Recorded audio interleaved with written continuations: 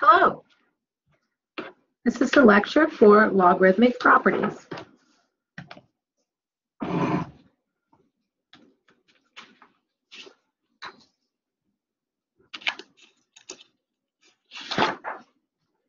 Okay, we'll start with the basic properties of logarithms listed here.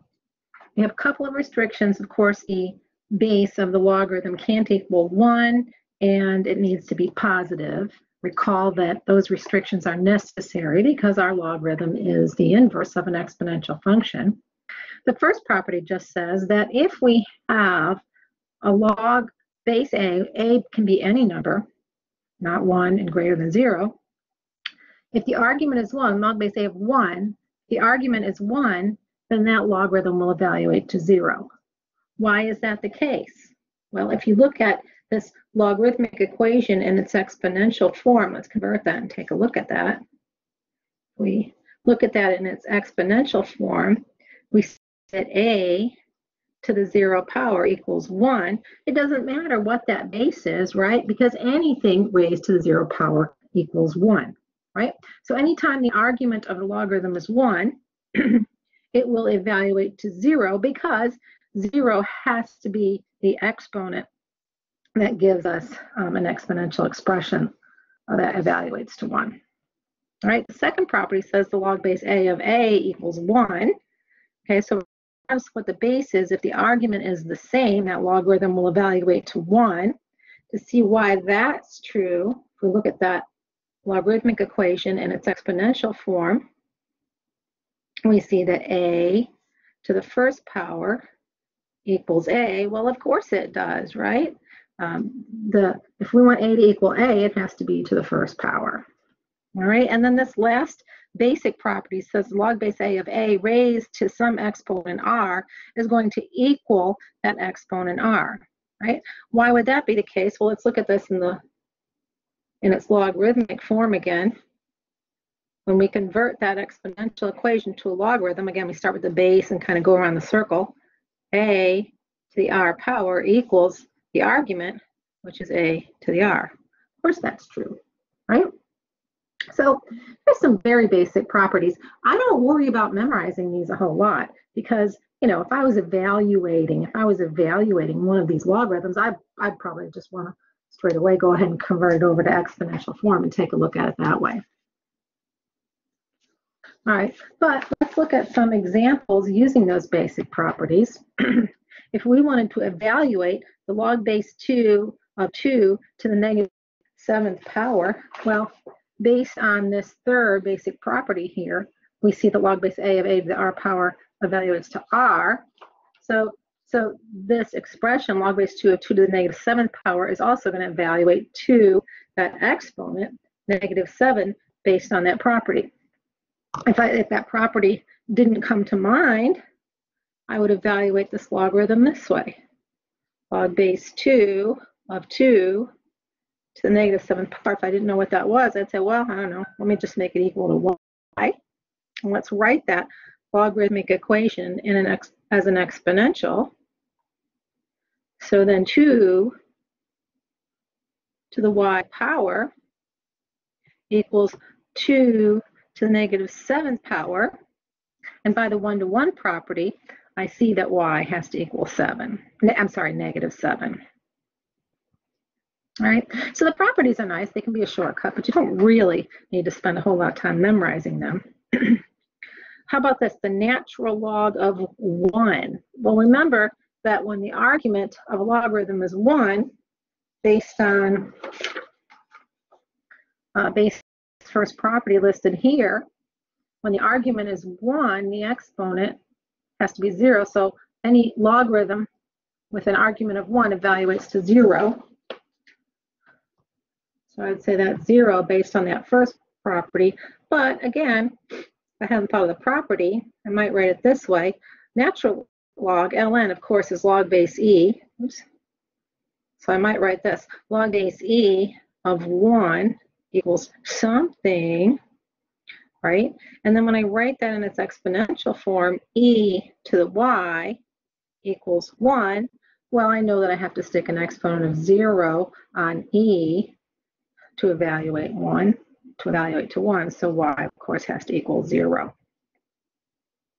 All right, and then this third example here, it's not a straight up application of any of those properties, but, the easiest way to think about this one, in my mind, is to say, I don't know what e raised to the natural log of 8 is, right? So I'm going to say it's y. And then I'm going to convert, this happens to be an exponential equation, right? It's exponential even though the exponent is a logarithm. It's still an exponential equation. So let me convert that exponential equation over to a logarithmic equation. I'll start with that base, go around the circle. When I convert to logarithmic, I get log base e of y, I don't know what, is equal to the natural log of 8. Of course, log base e is natural log, right? So this is saying the natural log of y is equal to the natural log of 8. So by the one-to-one property, I see here that y has to equal 8. Okay? So the basic properties of logarithms can be helpful, shortcuts, but not necessary. You can always evaluate by converting from exponential to log or log to exponential. There are some additional properties of logarithms that are extremely valuable though, okay? And these 3 properties are listed here. We have the product to sum property that says that the logarithm of some base, whatever it is, of a product, so when the argument is a product, that logarithm can be expanded to a sum of logarithms. So log base a of u times v can be expanded to log base a of u plus log base a of v, right? We can change that log of products to a sum of logs, okay? Then we also have the quotient to difference property that says if we have the logarithm with some base and the argument is a quotient, right, or a rational expression, we could expand that single logarithm out to a difference of logarithms. Log base a of u divided by v could be rewritten as log base a of u minus log base a of v. So we have the quotient to difference property here. When you're expanding a logarithm of a quotient, the numerators will expand to positive logarithms. The denominators will expand to negative logarithms, okay? And then this third property that's valuable is the power rule. We have log base a of u raised to some exponent n. We could rewrite that as n times the log base a of u. I like to think about this as bringing down the exponent. You can only do this with logarithms. This does not apply to any other math situation, right? But when you have a logarithm that's being raised to an exponent, you can bring down that exponent and rewrite it as the exponent times the logarithmic expression. We refer to that as the power rule. Okay, so these properties are really valuable. You have a logarithmic equation to solve that has multiple log expressions in it, or when we're trying to solve for the exponent in a logarithmic equation. All right, let's look at some examples and let's practice expanding and condensing logarithms. First, let's look at expanding logarithms. In this first example here, we have log base 4 of 5x. The argument here is 5 times x. So here we have a logarithm of products, right? The argument is a product, it's 5 times x. So we can expand that to a sum of logs. Log base 4 of 5 times x can be rewritten as log base 4 of 5 plus log base 4 of x. Okay, we have a product to sum property in play here. Let's look at another example. Natural log over here of x times y times z squared. And that argument's complex, but it's still, there are still products, right? It's still a logarithm of products. There just happens to be 3 of them. This is the natural log of x times y times z squared, right? So I could expand that then to the natural log of x plus the natural log of y plus the natural log of z squared. All right, and if I added something here in the directions, if I added, maybe we'll say express all exponents as products, maybe say it like that, or coefficients. I guess it's technically not a coefficient. If I added that instruction, then I could continue here. I could continue expanding. I could bring down that exponent and make it a product or sort of a coefficient of that logarithm, right? So then I could write this as the natural log of x plus the natural log of y plus 2 times the natural log of z. All right, look at this example here. Here we have a logarithm of a quotient, okay, or a rational expression. All right, so we could use the quotient to difference rule here. We could expand this log base 10 of y divided by 2 into log base 10 of y minus log base 10 of 2. Okay, because when we use this quotient to difference rule, when we're expanding this way, the argument in the numerator become positive logs, are expanded to a positive logarithm, and the arguments in the denominator are expanded to a negative logarithm. Okay, it's kind of weird to write log base 10, isn't it? That's a common log, so probably a better practice would be just to say log y minus log 2. But it's not incorrect to write log base 10. It's just odd. You wouldn't see it that often. Look at this example over here. There's our common log. That's a log base 10. They just haven't written the 10 in there, right? That argument's pretty complex, though. That's a rational expression. It has products in the numerator, okay, and then it has a denominator. Everything has an exponent on it. So, and I want to bring down those exponents. I want to express my exponents as products. Well, let's see. I can't bring them down like this. I'm going to need to expand this first. First, let me expand it. All right, so when I expand log of x to the 6th times y to the 3rd divided by z to the 8th, I want to start in the numerator, just like we read a book. We start at the top, we go across the row, then we go to the next row, go to the left and go across the row. So I want to expand this to the log of my first product in there is x to the 6th. Okay, then I have another one that's in the numerator, so it's positive. So that's going to be plus log of y cubed. Okay, now I've got a denominator. Well, this quotient rule, you know, when we have, when we're expanding, the denominators have to be negative.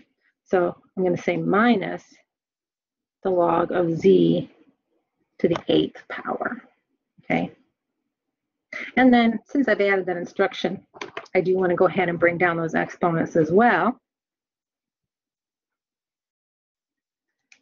And we write this as 6 times the log of x plus 3 times the log of y minus 8 times z. All right, one more example here. Can we expand this, the natural log of z minus 5? No, not really. This is not a quotient or a product in there in the argument. It's actually a difference in the argument. We don't have a difference to a quotient rule. We only have a quotient to difference rule. So I cannot expand a logarithm that has a difference, or a sum for that matter, in its argument. But I could bring down that exponent. So we could go ahead and do that. And I could rewrite this as 2 times the natural log of z minus 5. All right, so there's a few examples or some practice with expanding, using these properties to expand logarithms. We can use them in reverse, and in fact, this is what we more often do. This is more often the most valuable use of these properties is to start with an expanded expression, logarithmic expression, and condense it down to one logarithmic expression. So let's practice using that property in reverse. Let's write these as a single logarithm. The first example here is log base 5 of 8 minus the log base 5 of x. That's a difference of logs. So we're going to want to use the quotient to difference property in reverse. Let's see if I can put that back up there again. It's the quotient to difference property. We want to use the second property listed here, but we're going to use it in reverse. We've got a difference. We're going to condense that difference into a single quotient. Right? So log base 5 of 8 minus log base 5 of x could be condensed to log base 5. The base always stays the same. We don't change it when we use these properties. Log base 5 of, and my positive logarithm argument is going to be the numerator. So that's 8. And my negative logarithms argument is going to be the denominator. Right? So log base 5 of 8 minus log base 5 of x could be condensed to log base 5 of 8 divided by x. Okay, look at this second example. Here, I have a sum of logarithms. Well, that's going to tell me that I can use the product to sum property in reverse. I can condense a sum of logarithms into a logarithm of products, but I have a little problem here. Look, there's a coefficient in front of that logarithm, right? Or there's a 2 times natural log of 8 and a 5 times natural log of z minus 4. The logarithms are very, very pattern-based, and when we look at this property, there's no products here. There's no coefficient in front of the logarithm, is there? So what does that mean we're going to have to do here? We've got to get rid of it first. So before I can combine these two logarithms that have coefficients, I'm going to need to bring up that coefficient and make it an exponent first. So the first step here is to use the product rule, or I'm sorry, the power rule in reverse, right? I had coefficients in front of those logarithms, or I had a number in front of there. Well, I'm going to use this power rule in reverse, and I'm going to bring that coefficient up and make it a logarithm. All right, so let's rewrite that with exponents now. It's going to be the natural log of 8 squared plus the natural log of z minus 4 raised to the 5th power. All right, now that there is no coefficient in front of the log, I can go ahead and combine those into one logarithm. It would be the natural log of 8 squared times z minus 4 squared. I'm sorry, that's the 5th power, z minus 4 to the 5th power. All right, it's kind of weird to write 8 squared, so I might go ahead and simplify that to 64. I might write this as the natural log of 64 times z minus 4 to the 5th power. But I don't think I'm going to take the time to expand that z minus 4 to the 5th power. All right. Look at this example below it here. We have coefficients again. We need to bring them up. We can't have any numbers in front of that logarithm if we're going to combine them. We can't have a product out there. We got to bring that up. So the first step here would be to rewrite this expression with exponents. So this then becomes log base 2 of a to the 6th power minus log base 2 of b to the 3rd power. All right, now that I've brought up those exponents and I don't have a coefficient anymore, I can go ahead and combine them. I'll use the difference to quotient rule again, like we did up here. Combine them into a single logarithm. It will become log base 2 of a to the 6th power divided by b to the 3rd power. Okay, kind of wrote that weird, didn't I? let me just rewrite it, log base 2, didn't leave myself enough room, of a to the 6th power over b cubed. All right, in this last example, I only have one logarithm here, right? So I don't have anything to combine. I really don't. But if I wanted to, I could bring up that exponent. I could do that. And I could write this as log of x plus 4 squared. Common log of x plus 4 squared. All right. So those properties are extremely helpful. Practice those a bit. Let's revisit one more. We already talked about this, but let's revisit this again, this change of base formula. This is also going to be extremely valuable when we are solving logarithmic equations, which is what we're going to do in the next lecture.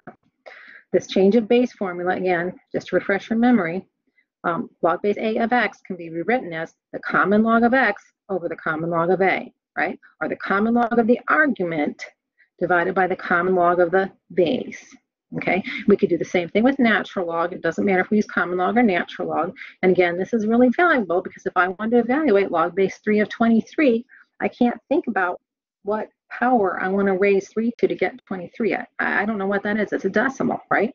3 squared is 9 and 3 cubed is 27. So it's going to be 3 to the 2 point something power. So the way I want to evaluate that is to use my change of base formula. I think I'll do it with common log this time. And so I can rewrite this log base 3 of 23 as the common log of the argument, 23, over the common log of the base, log 3. Okay, it's easy to remember because the argument sits up higher than the base. So the argument goes on top, the base goes on the bottom. Then my calculator will tell me what that evaluates to. Let's see what that is. Log 23, we're using a log key because that's our common log, right? Log 23 divided by log 3, it's 2.854, 2.8540, if we're going to use 4 decimals. Does that make sense? Yeah, because remember, I know 3 squared is 9 and 3 cubed is 27. So it's 3 to the 3rd power is 27, so it's almost 3, 2.854. That's pretty close to 3, almost 3, right? One more example, log base 5 of 64. 5 squared is 25, 5 cubed is 125, right? So it's somewhere again between 2 and 3. Let's use natural log this time, randomly. So the natural log of 64 divided by the natural log of 5 is 2.5841. All right, this ends the lecture on properties of logarithms.